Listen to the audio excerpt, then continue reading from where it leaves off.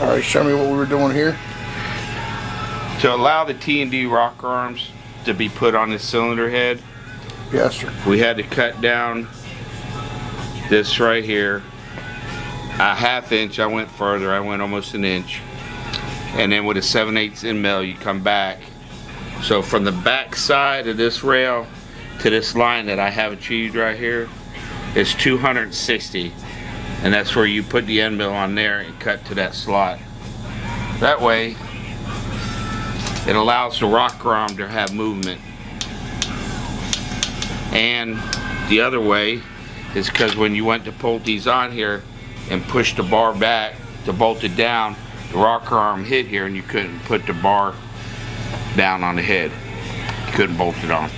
So the next move, you took that valve cover off to get here. You already clearanced them on the inside? They don't hit. Oh, they don't hit? No. Even though that was all in the way, that Yeah. valve covers are good? Yep.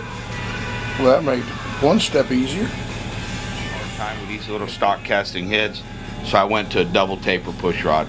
5/16, 3/8, back down to 5/16.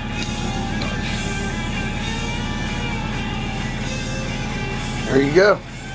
That's all I needed at home.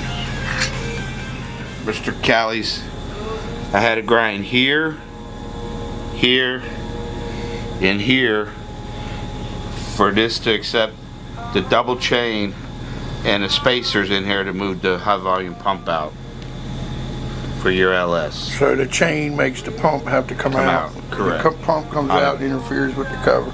Correct. So that's all that's needed then? Yep.